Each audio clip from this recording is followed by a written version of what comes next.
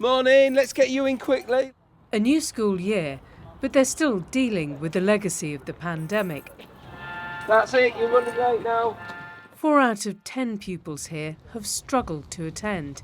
Come this way for a minute, lovely. I meant to come and try and get you at break time.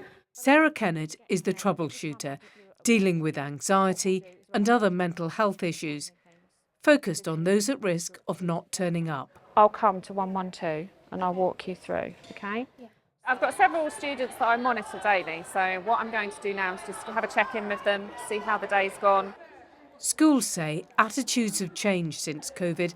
Some families are less committed to school. Sarah's job is to work out if there's a problem that can be solved.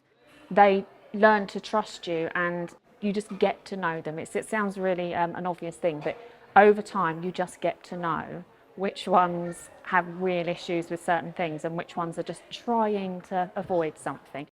So this week, how do you feel? Because you've got all day Monday. She's been working with Ava, who's waiting to be assessed for autism and struggles with severe anxiety. It is a pretty large school and it can, overwhelm people.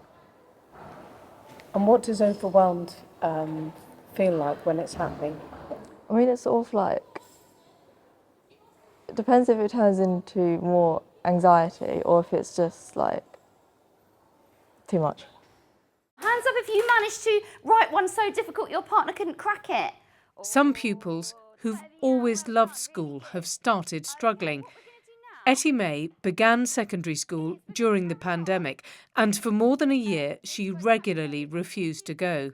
She would literally just scream, couldn't get a dress, sometimes refused to get out of bed. Was it COVID and being at home, do you think, that triggered Etty May's anxieties? Yeah, definitely, because that's when it all began. Definitely that. Spend a couple of days in schools and you realise just how complicated this is, because they're dealing with a whole pile of issues: mental health, financial pressures on families, poor housing. So there isn't a simple solution, but engaging with families seems to provide the best results.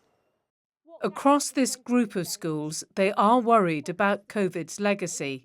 We've got a group of children who are attending and have attended less well for a considerable amount of time, and that is potentially creating a lost generation as a result of the impact of the pandemic on children here. The end of another full day for Etty May. She's turned a corner, but schools fear others may never fully return. Branwen Jeffreys, BBC News, Folkestone.